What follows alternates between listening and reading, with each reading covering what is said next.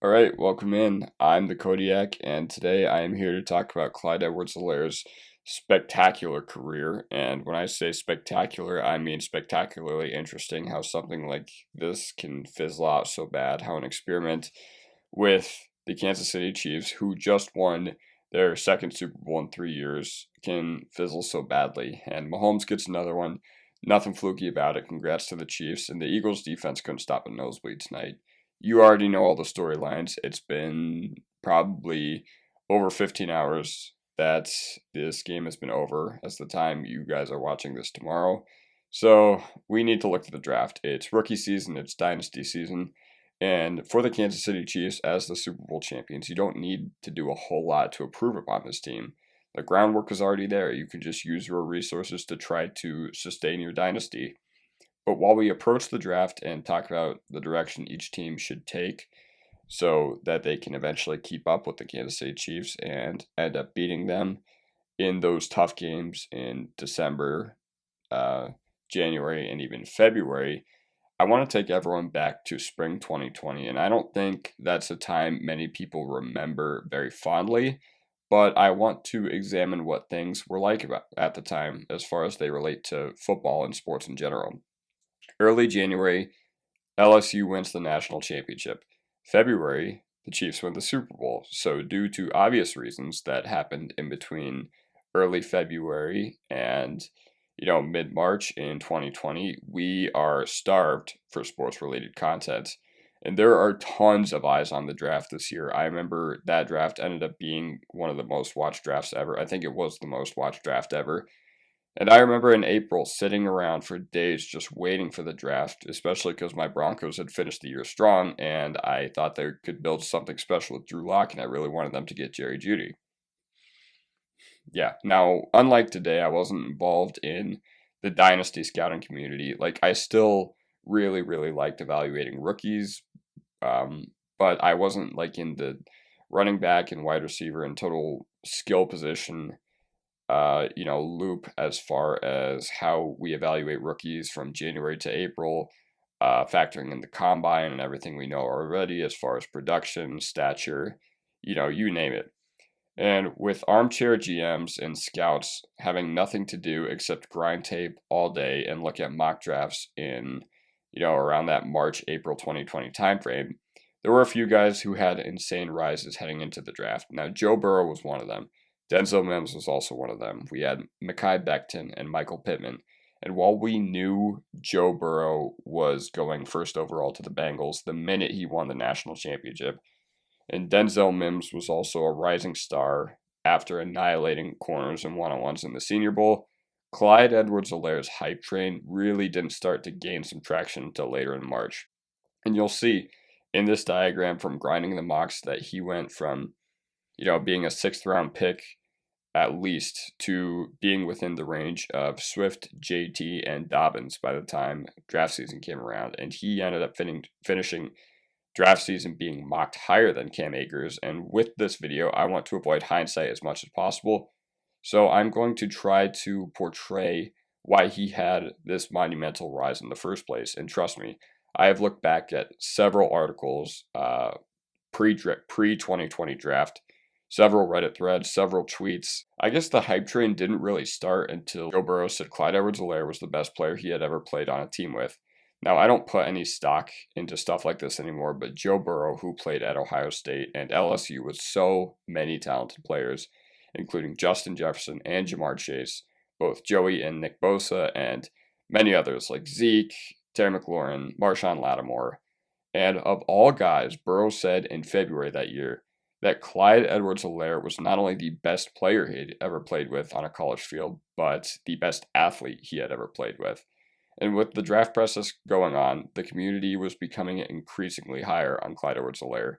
Many film guys pointed to the fact that his effort to fight through contact was incredible. His lateral agility and footwork was great, very shifty, could make guys miss just from juking, jump cuts, etc.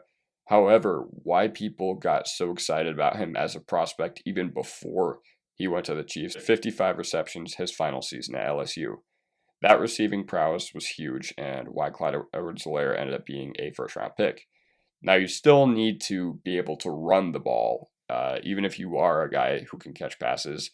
And Clyde Edwards-Helaire was a good runner in college, but it's a passing league.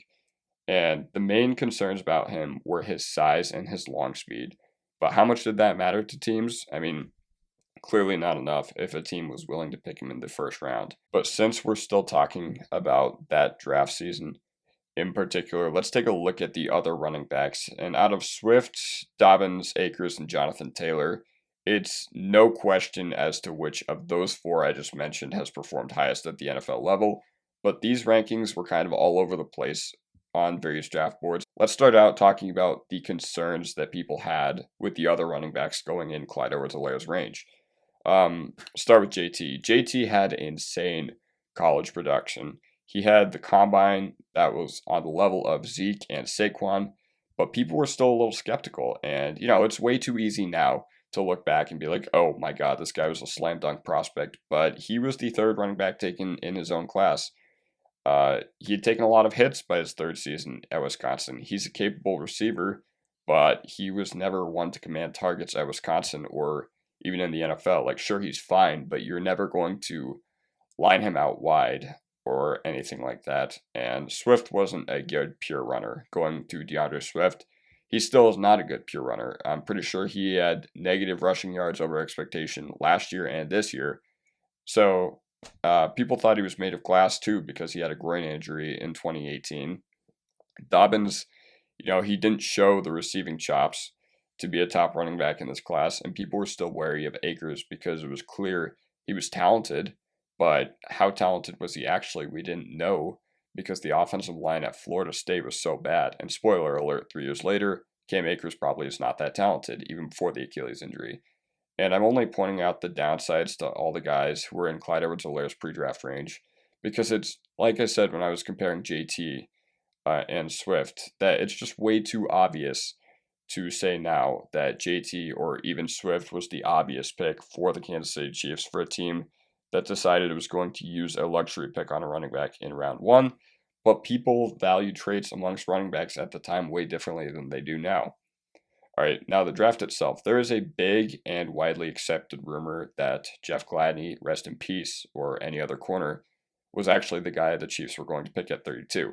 Now, I couldn't find anything today to support that. I just remember seeing that back in the day, and based on the fact that Jeff Gladney had been mocked to the Chiefs for months at 32, and there were multiple other corners who they had Zoom interviews with, I mean, it just kind of makes sense, and I'm just going to believe it. All right. So it kind of made sense for the Chiefs to go corner at 32. We're about to extend Mahomes, and other teams are going to be trailing the whole time we play them. So let's invest into a pass defense. And you know what's funny?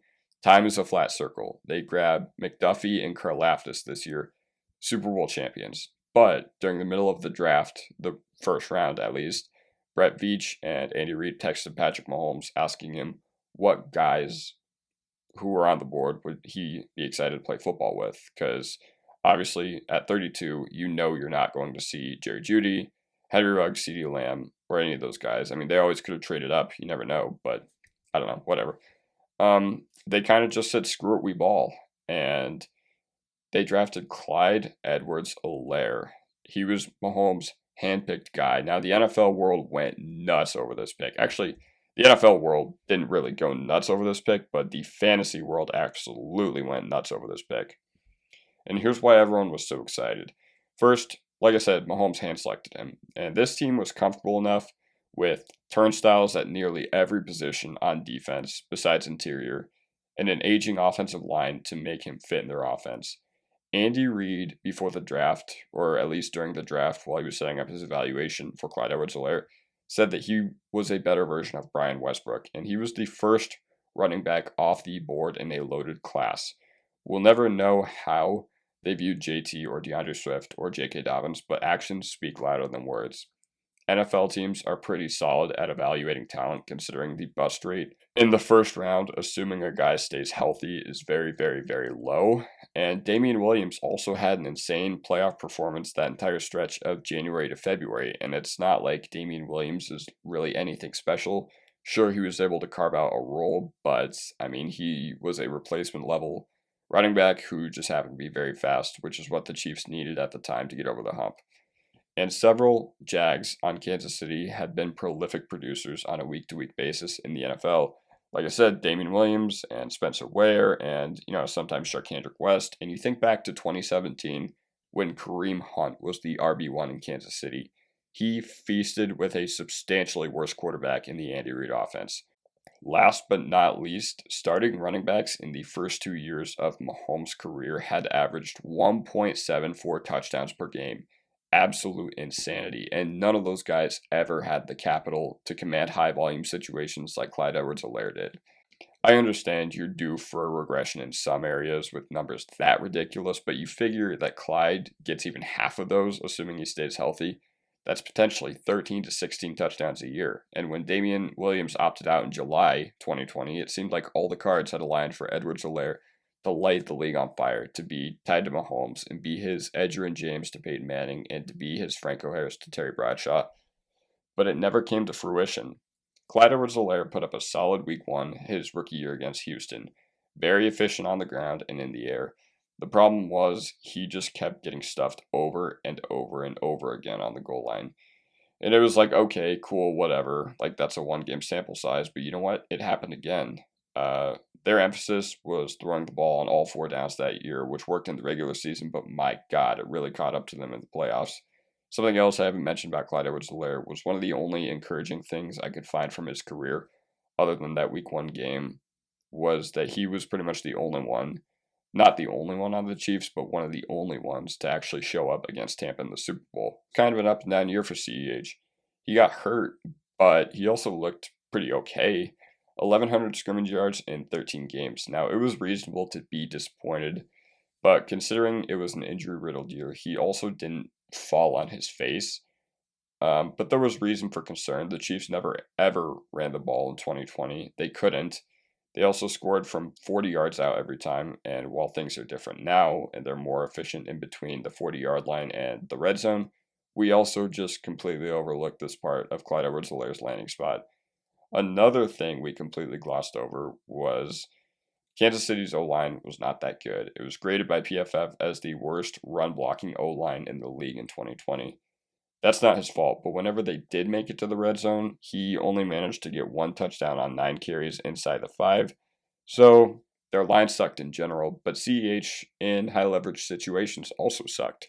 Now, I'm going to combine year 2 and year 3 because there's not really much of a difference between the two. I mean, this is honestly year 3 for Clyde Edwards-Helaire was just year 2 kind of dragged out and continued. The Chiefs improved their offensive line substantially in summer 21. They signed Joe Thuney, they drafted Creed Humphrey, they drafted Trey Smith. But this was the beginning of the end for Clyde Edwards-Helaire. He had gallbladder surgery, which made him drop so much weight that he was down to 160 at the start of training camp. But over the 2021 season, CEH's usage dropped substantially, and he didn't have the excuse of a garbage O-line anymore. He took a backseat to Jerick McKinnon in the 21 playoffs. Then they brought in Ronald Jones, and Clyde Edwards-Helaire scored a couple of touchdowns at the beginning of the year. But everyone knew that the negative regression was coming because he stopped getting goal line work, and he stopped getting the pass-catching work. He got injured, Pacheco came in and outperformed him, essentially ending the hope that he could be something. Not only did he lose snaps to a Jerick McKinnon who was seemingly dust, but he was immediately outperformed by a 7th-round rookie in Isaiah Pacheco. So a pass-catching running back who isn't on the field and isn't involved in goal line situations isn't helping you on game day. He's just taking up a roster spot. And there's never going to be one single answer as to why Clyde Edwards-Helaire busted so hard, except I can boil it down to one thing. He's just not as talented as we thought he was, and he doesn't have elite size. He's not super fast. Yes, his contact balance, lateral agility, and footwork in the SEC were insane, but for a guy who's 5'7", you need some sort of elite athletic trait. Like Devon Achane and Deuce Vaughn are both going to have insane combine workouts, and the NFL is not the SEC on a historically great offense. The thing that's also sad about Clyde Edwards-Helaire is I don't have the numbers to back this up, but I am 99.9% sure without even looking at it that the Chiefs have faced the lightest box counts ever since he came into the league, just due to the nature of, what kind of offense they run and the fact that they want to throw on all four downs. He ran a 4.6 at the combine, but for a guy who had such a great 10-yard split, he just doesn't look good enough on the eye to be used as a check down option. You know who is Mahomes' check down option? It's Travis Kelce, and he's checking down 12 yards from the line of scrimmage. And the nail in the coffin was when today Clyde Edwards Helaire was ruled as a game day inactive in the Super Bowl against the Philadelphia Eagles, and the Chiefs were just comfortable rolling with Pacheco, McKinnon, and I believe Ronald Jones. I don't know. I don't remember Ronald Jones getting a snap regardless. I don't know what Clyde Edwards Helaire's future looks like, and I can tell you one thing. He is never ever going to be the player we thought he once could be, and the player Patrick Mahomes thought he was getting in April 2020. I don't know if he's on the Chiefs roster this offseason, and I don't know if he gets traded or not. I don't know if he gets cut or not. But it's fascinating to see how a guy who was touted to be so good ended up failing. Professional sports is a results-based industry. The reason I made this video was so we can look back on it down the road and live and learn from our previous mistakes. Everyone who was high on this move missed. Patrick Mahomes, Andy Reid, Brett Veach missed. Whether you thought he was a great running back talent, or you thought the Chiefs were too juicy of a situation to pass on, or you thought some combination of both, we all failed, didn't we? This is such a unique career arc because I don't think a first round running back that's ever drafted to an offense this good is ever going to flop this hard in a foreseeable future. The Chiefs won a ring tonight, so any previous bad investment that they've made from the last 3 years where they were trying to get back on top has been excused. But if you're Kansas City now, your goal is to sustain your dynasty. Just reload until it's proven that someone can take you down multiple times. They absolutely could have kept the empire rolling if they had JT or Swift on their roster headed into next year. But as we approach draft season, rookie season, and fantasy season, sometimes we need to realize everything in professional sports can line up for something to look incredible, and it just doesn't work out, and it didn't with Clyde Edwards Helaire. All right, well, thank you very much for watching. Follow me on Twitter. Link is in the description down below. Anyways, thank you very much, and yeah, I don't know. Hopefully you learned something or two about Clyde Edwards Helaire. I think it'll be interesting to kind of look back on this in a couple years. And, maybe there is a Bijan Robinson to Buffalo who ends up busting. But I don't know. This was just such a unique career arc that I figured I should make a video on it. It's fresh in my mind, especially since the Chiefs just won the Super Bowl. So, yeah. All right. Without him, by the way. All right. Yeah, it's 1 a.m. I'm going to go to bed. All right. Thank you very much for watching. I'll see you guys next time. Peace.